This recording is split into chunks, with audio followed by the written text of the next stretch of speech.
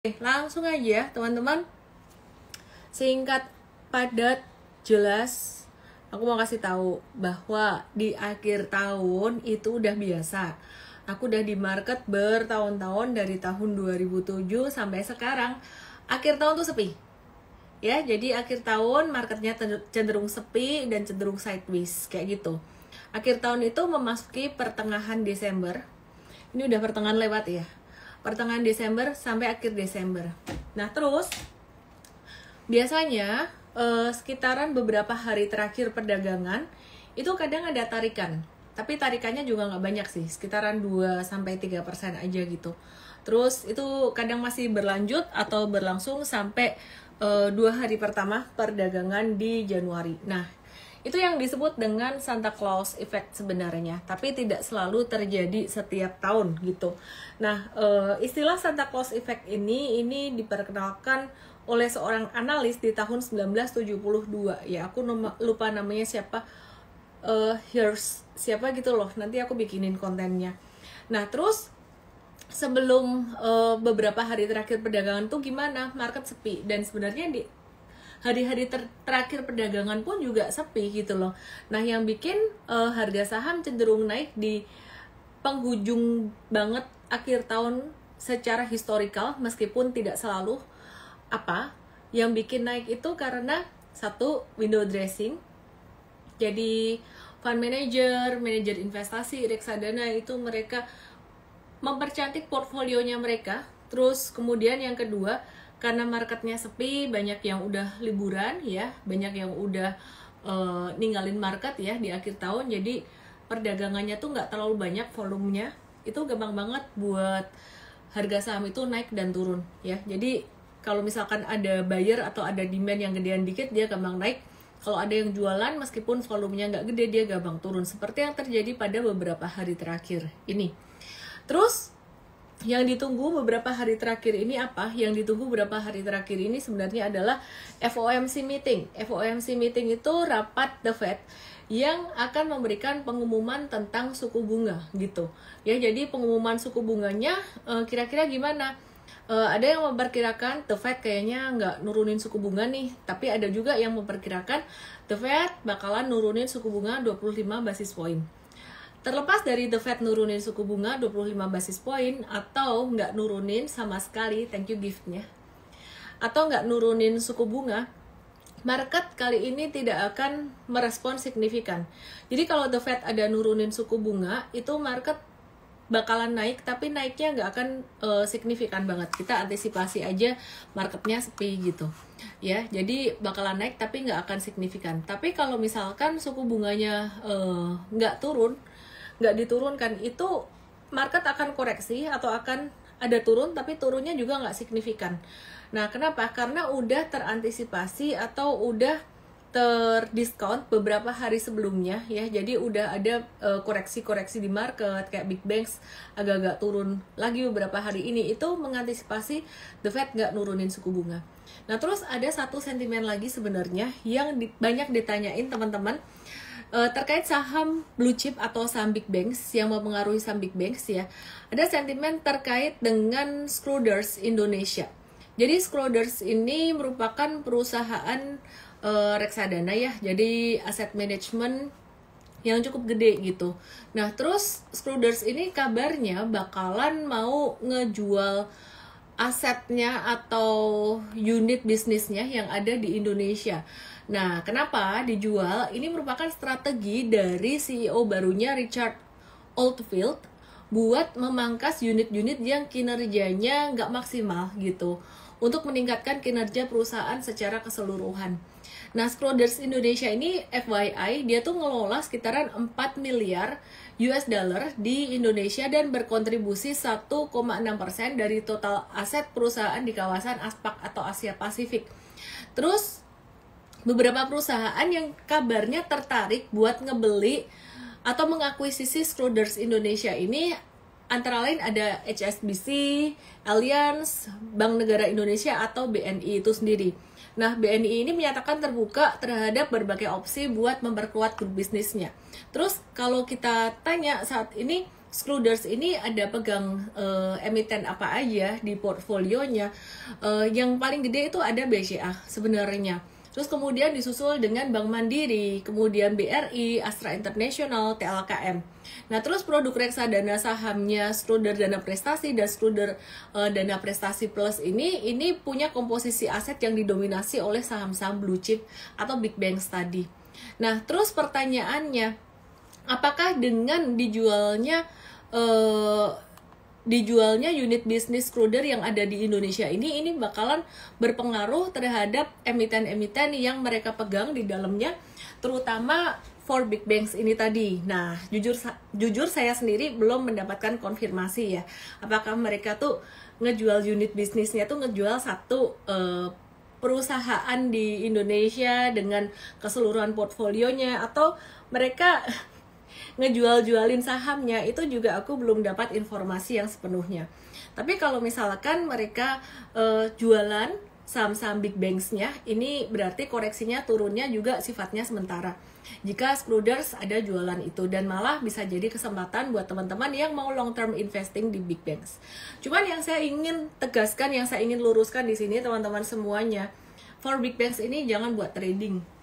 Untuk kondisi saat ini tuh banyak banget, aduh kelihatan jadi bawahnya pakai celana celana bobo ya. Jadi aku mau tegasin sebenarnya untuk for big banks ini sebenarnya strateginya buat long term investing dan pakai strategi value investing, long term investing dan value investing. Maka dari itu, dari 4 ini yang valuasinya paling murah memang BBRI, yang kalau kalian nanya setiap hari kok nggak naik-naik, ya memang value investing tuh kayak gitu, lambat.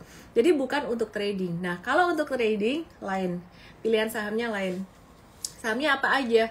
Ini bukan trading recommendation ya. Beberapa waktu yang lalu Mtrade sempat profit taking, baru aja profit taking berapa hari kemarin tuh di saham MTech yang lumayan gerakannya. Dan benar-benar nggak ada sentimen fundamental apapun. Jadi ketika trading MTech waktu itu ya benar-benar just technical aja gitu. Terus kemudian ada beberapa saham yang lain yang di tradingin itu juga benar-benar technical aja. Kalau di bulan Oktober kemarin, awal Oktober ya, jadi September, Oktober tuh banyak profit taking, lumayan banget panennya, dari belinya dari Agustus sampai September akhir atau awal Oktober ya. Jadi panennya lumayan banget, udah itu tok. Kalau kalian tanya window dressing di situ. Nah, terus aku mau share ke teman-teman semuanya bagaimana merespon market saat ini. Kan aku melihat banyak jargon-jargon baru ya, window dressing lah, apalah gitu. Pendapat saya, sejak saya di market dari tahun 2007 sampai sekarang, nggak ada yang lebih stressing dari crash 2008. Ya, jadi nggak ada yang lebih stressing daripada crash 2008. Kalau kondisi saat ini dibandingin dengan crash 2008 dan dibandingin crash di pandemi kemarin aja lah, ini tuh sebenarnya cuman kondisi sideways doang. Dan turunnya saham-saham perbankan itu ya menurut aku ya masih normal. Belum normal tapi kok nggak naik-naik. Tapi kan ya nggak turun sampai turun tajam juga kan ya. Waktu itu di tahun 2008 turunnya saham-saham perbankan itu kayak jatuhnya gila-gilaan, bukan cuma perbankan, semua saham lain. Terus saya waktu itu ada beli saham Astra International. Nah ini apa ya, kalau sekarang lagi trending, I listen, I don't judge. Nah, ini aku lagi you listen, you don't judge me.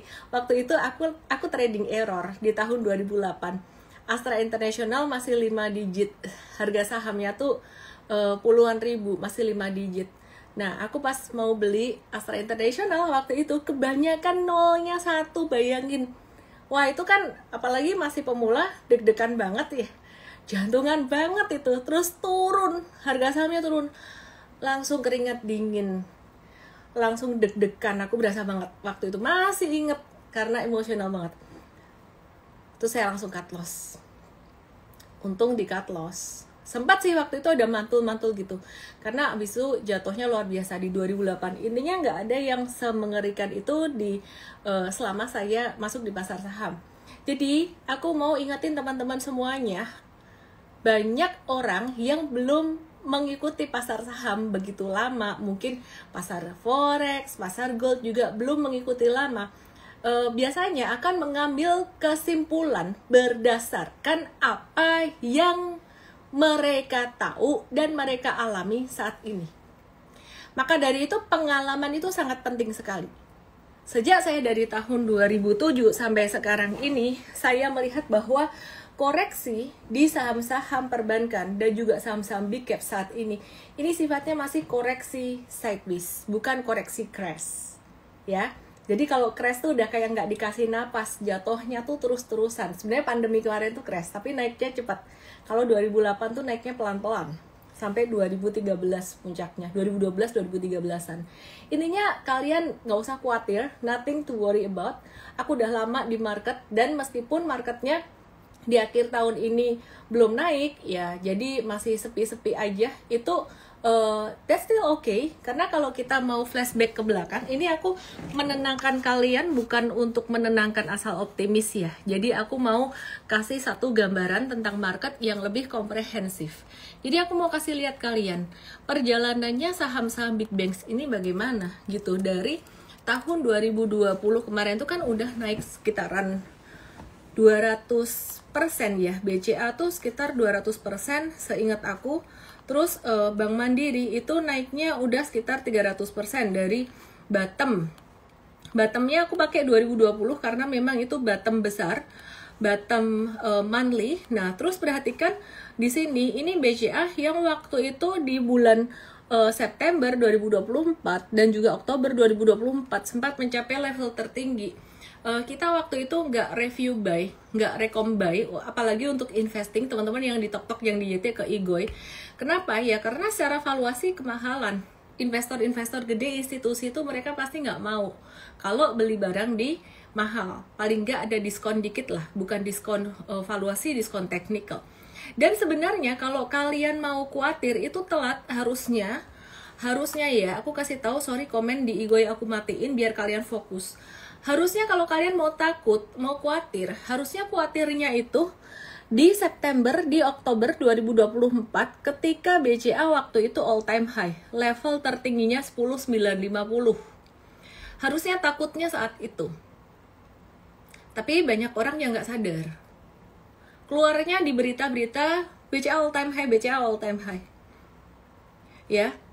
Nah, kalau sekarang perhatikan di sini, wah, for big banks ini, terus dibandingin sama saham-saham gorengan, dibandingin sama kripto, menurut aku tuh yang orang-orang yang ngebandingin kayak gitu tuh naif banget. Naif tuh apa sih? Polos gitu loh. Karena dia belum ngikutin di market begitu lama, mungkin baru pada saat pandemi jadi trader gitu ya. Jadi ngambil kesimpulannya tuh jangka pendek banget.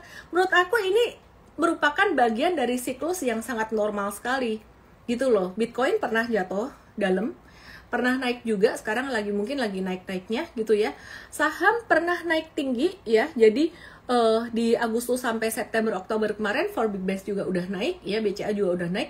Sekarang waktunya turun gitu loh. Jadi sekarang tuh sebenarnya menurut aku ini bukan waktunya kamu takut gitu ya. Jadi perhatikan supportnya di monthly itu sekitaran, kalau monthly ya pakai MA20, simple aja, aku ajarin kamu analisis yang simple.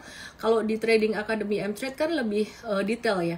Ya, jadi pakai angka yang simple banget. Ini 9.600, ini ada support. Nah, support monthly itu bisa kejebol di bawah, bisa. Paling kejebolnya kayak gini, perhatikan di Igoy aku @LME_official di tanggal 2 Mei, di bulan Mei 2024 dan Juni 2024 ini kan sempat dia kejebol sampai bawah nih ya, kelihatan bentuknya ada ekornya ya. Terus akhir bulan dia naik lagi di atas MA20-nya dia. Lihat di Igoy aku @LME_official. Aku share di situ. Nah, jadi kalau kalian takut sekarang itu sebenarnya telat. Harusnya takutnya pas lagi di ketinggian. Menurut aku sekarang tuh nothing to worry about. Ini cuman bagian dari siklus aja gitu. Jadi kalau untuk investasi menurut aku, apalagi kalau kamu mau DCA atau dollar cost averaging untuk jangka panjang masuk di BCA ini pas kamu dapat diskon. Oke.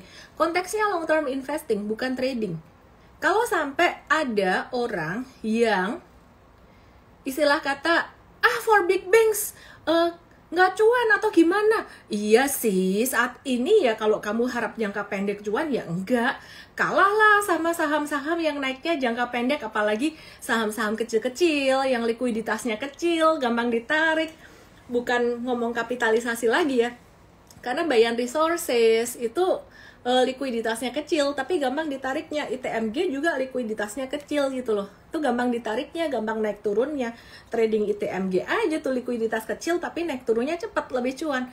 Harus dibedain, kamu nggak bisa samain ini saham investing sekarang ya, kecuali dulu pas pandemi itu kamu bisa tradingin ini untuk dapat cuan banyak.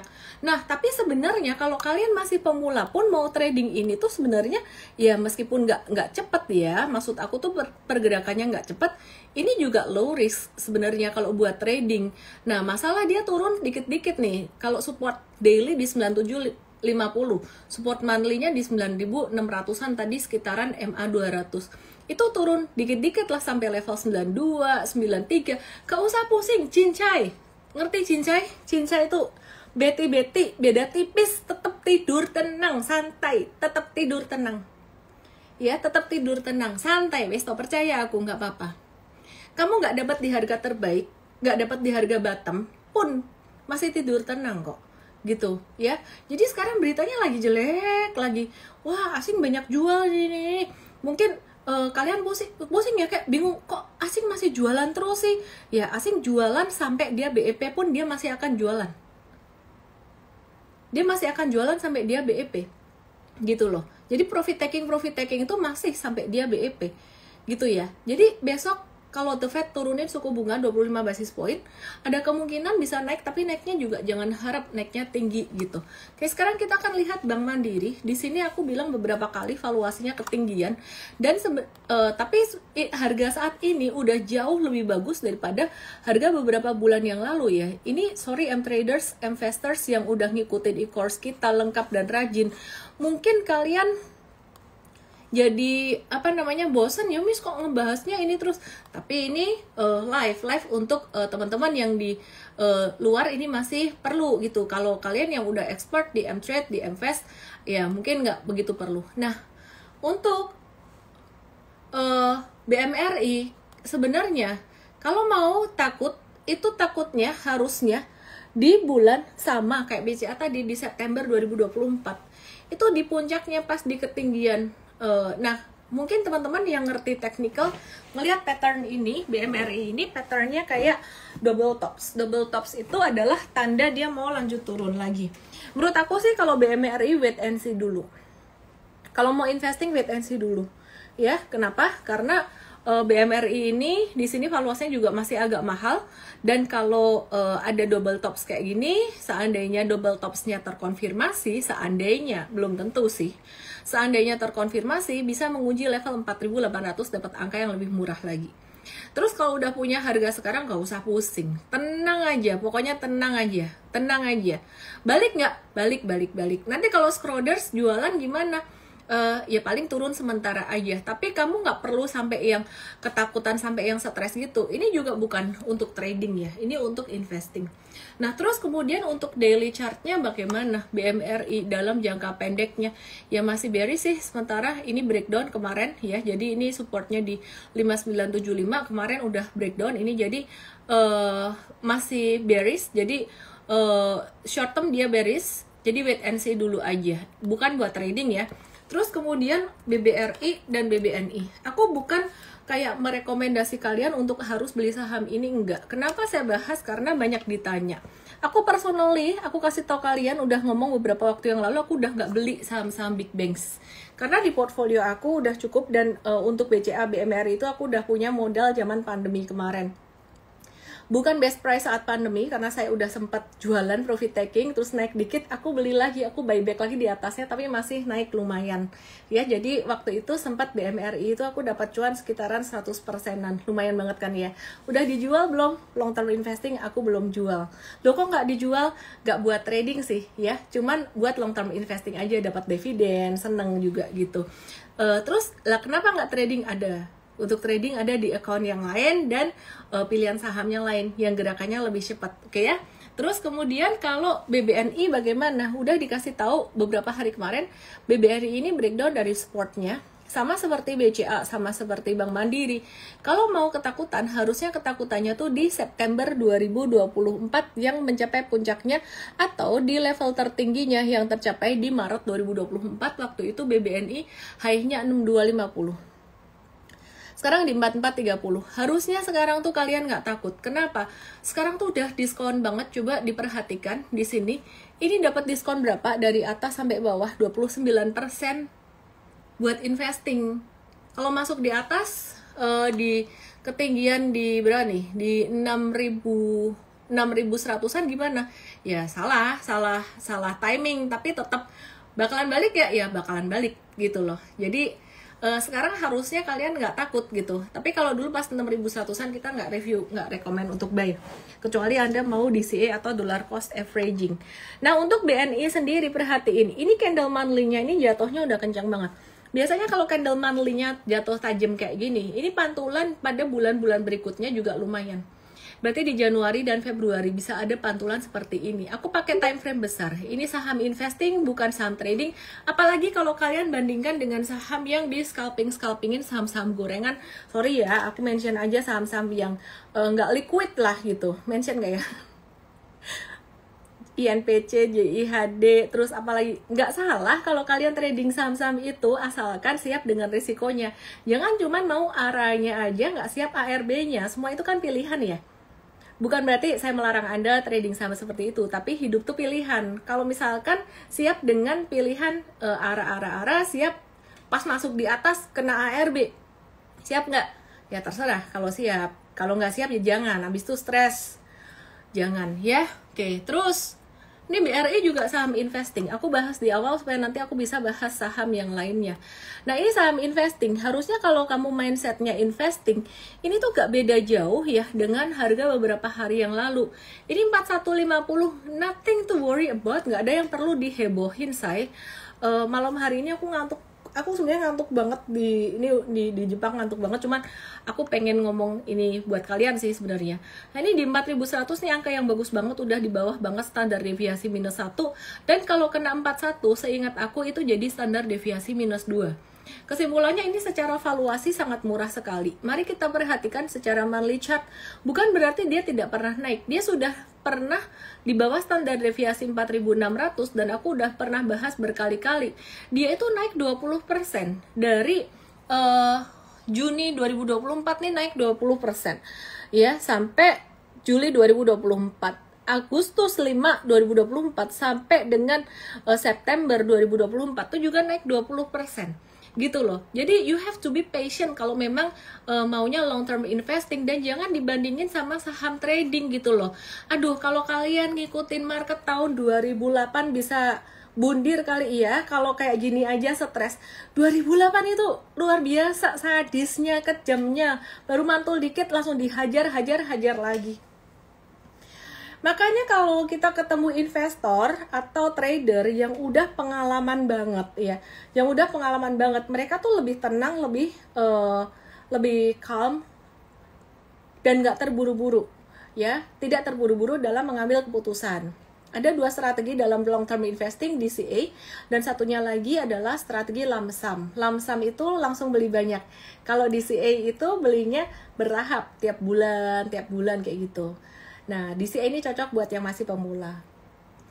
Tapi kalau udah bisa baca timing atau siklus market kayak yang diajarin di trading academy kita dan di Mvest, ngerti lihat valuasi juga, lump sum itu lebih menguntungkan. Kalau memang salah timing lump sum di September kemarin ya rugi. Tapi kalau lump sumnya pas valuasinya murah, itu lebih menguntungkan. Dan orang-orang kaya mereka kebanyakan lump sum. Caranya gimana? Yaitu tadi ngumpulin cash, kemudian masuk bleng pas lagi valuasinya murah.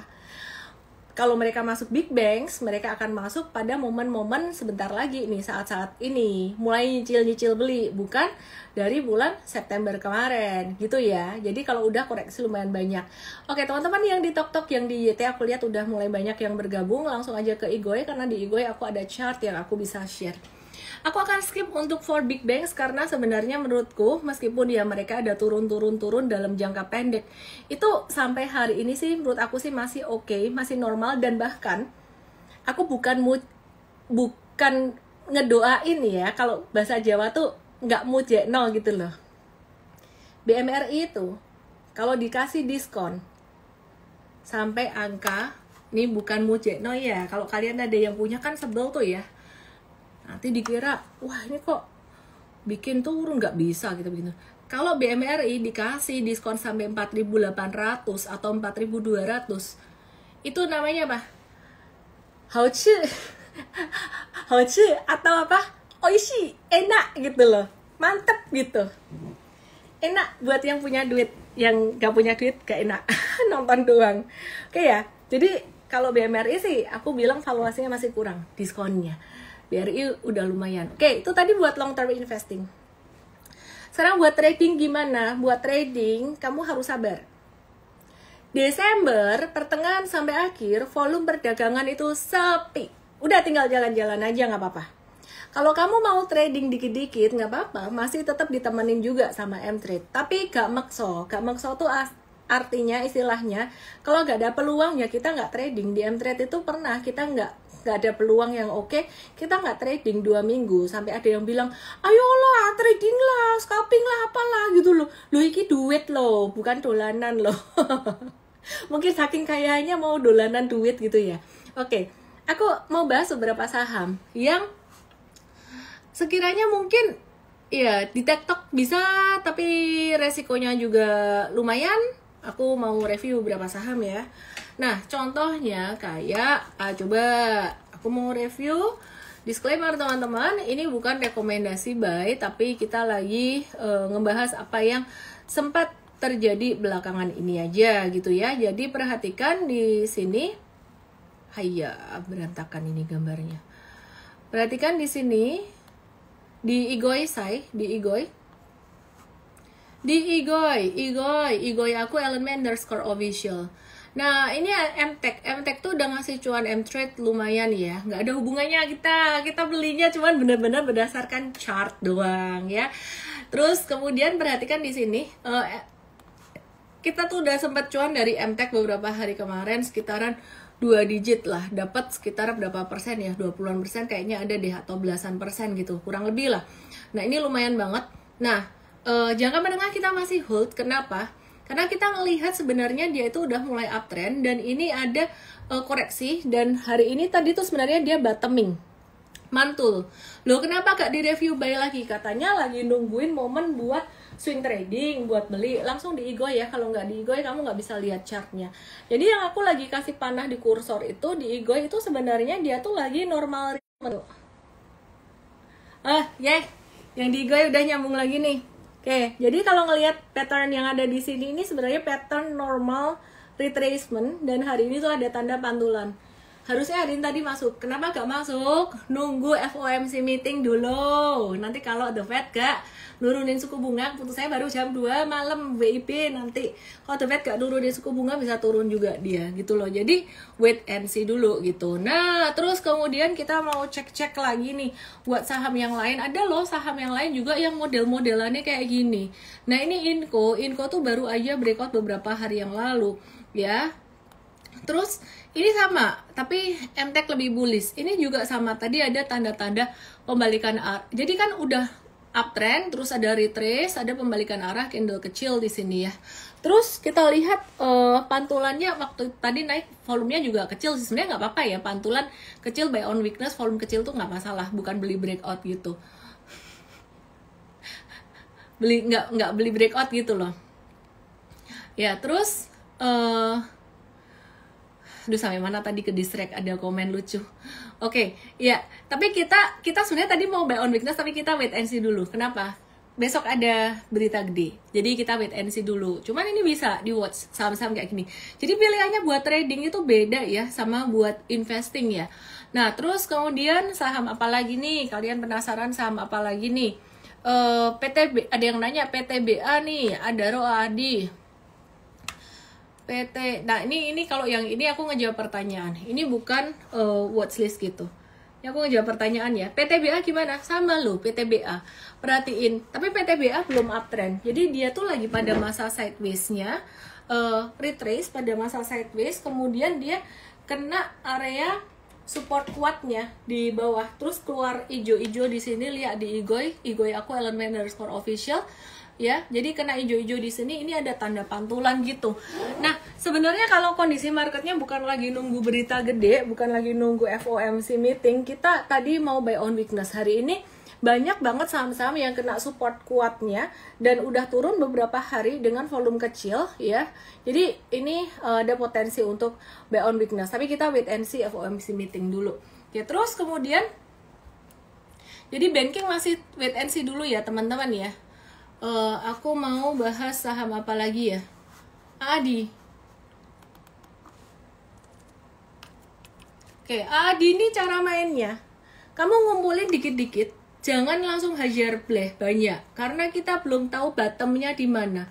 Ijo kecil ini kemarin perhentian sementara, ya. Jadi kita masih ngumpulin dikit-dikit dan perhatiin AADI ini beberapa hari terakhir ini pergerakannya volume transaksinya kecil. Jadi turun hari ini tuh sebenarnya ini markdown aja. Artinya apa? Artinya gini, di jelang akhir tahun perdagangan itu volume transaksinya nggak banyak, sepi, market itu sepi, sehingga market itu ringan sekali. Ringan itu artinya kalau ada demand dikit dia gampang naik, ada supply atau buangan dikit dia gampang turun. Maka dari itu beberapa hari terakhir ini ketika ada buangan dengan volume transaksi kecil, nah dia gampang turunnya, kira-kira kayak gitu. Nah ini AADI juga seperti itu. Jadi kita melihat AADI ini sebenarnya markdown aja. Dan kamu kalau udah masuk ke saham-saham kayak gini, sebenarnya kalau masuk ke saham apapun ya, itu kamu harus benar-benar memahami dan mengerti dulu baru masuk agak banyakan. Kalau enggak, berarti prinsipnya kamu nitip sendal dulu. Artinya masuknya tuh benar-benar dikit doang. Because you don't know what to expect. Tiap hari kalau misalkan teman-teman beli ini bingung, ini turun, ini rontok, ini crash. Masih normal turunnya. Tahu dari mana turun normal? Bukan dari percentage turunnya aja, tapi dari volumenya. Masih normal. Markdown-nya big money, investor institusi mau narik ke bawah, mau nakutin untuk mereka borong lagi di bawah. Mereka tuh napasnya panjang, modalnya gede, apalagi market lagi ringan, perdagangannya sedikit, mereka jual dikit bisa turun, retailnya ketakutan. Nah, AADI ini sebenarnya ya, sekali lagi aku ulang ya, kita belum tahu bottom marketnya AADI itu di angka berapa, tapi investor gede udah tertarik belum kalau di angka-angka segini? Ya lebih tertarik lah daripada harga di atas tinggi segini. Oke, kalau kalian nanya tertarik lagi di angka berapa ya sebenarnya ya? Kalau aku ngelihat sebenarnya sekarang dengan volume transaksi buangan yang kecil, itu mereka udah tertarik. Kalau mereka nggak tertarik, mereka akan profit taking buang dengan volume gede. Katakan terburuk ini di Fibonacci 61,8 di angka 7750, makanya cara berpikirnya harus seperti investor institusi juga. Belinya jangan langsung pakai semua amunisi kamu dihajar bleh, tapi belinya tuh senyamannya kamu, siap dengan resikonya, nyicil dikit-dikit gitu loh ya, karena belum tahu bottomnya. Bottom itu definisinya apa sih? Bottom itu definisinya bentuk seperti huruf V atau huruf U, udah kayak gini. Nah ini ngebentuk bottom market, kira-kira kayak gitu.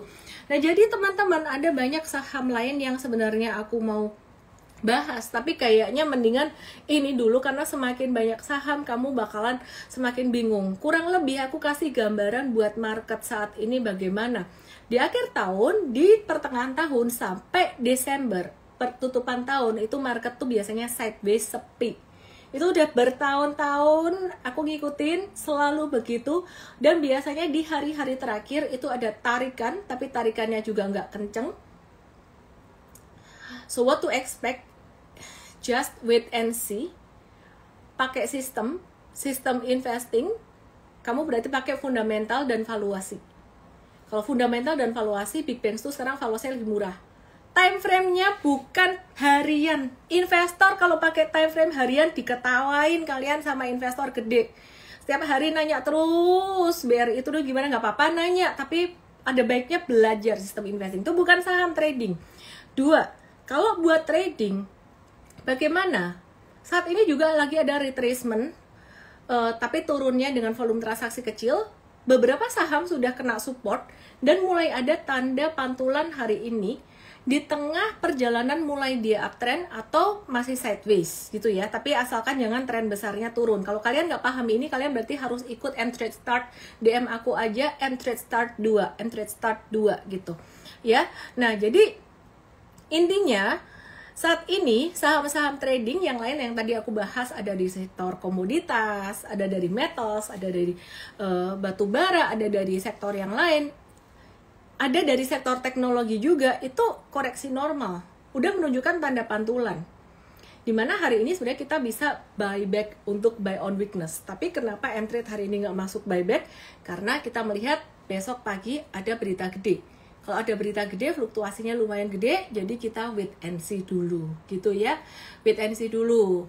Kenapa? Karena kalau The Fed nggak jadi nurunin suku bunga, nanti bisa kena cut loss, ya. Jadi kalau misalkan The Fed naikin suku bunga, The Fed nurunin suku bunga, itu bisa naik, tapi kita nggak akan ketinggalan lah, peluang market selalu ada.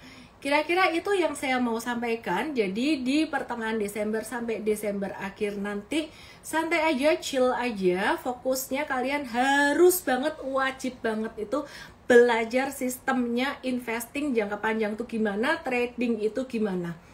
Yang menarik adalah kalau kamu belajar sistem trading yang diajarin di M-Trade Start 2, itu webinar 2 jam ya. Sebenarnya lebih dalam tuh di M-Trade Academy. Kalau M-Trade Academy itu ada e-course bersambungnya gitu dan ada update daily. Yang menarik adalah kalau kamu ngerti sistem trading yang kita ajarin di M-Trade Academy ya, atau start dari M-Trade Start 2, just DM aku M-Trade Start 2, kamu bisa trading instrumen apa aja, baik saham Indo, US stocks maupun kripto. Nah, dengan banyaknya permintaan, aku udah mulai akan bahas-bahas tentang technical atau bacaan chart untuk kripto dan juga US stocks. Tapi aku sarankan sebaiknya kamu jangan take action ke situ dulu sebelum belajar. Jadi M-Trade Start 2 itu penting banget. Next tanggal 5 Januari ya. Jadi DM aku M-Trade Start 2 tanggal 5 Januari. Kalau M-Fest-nya buat investing tanggal 21 Desember ini.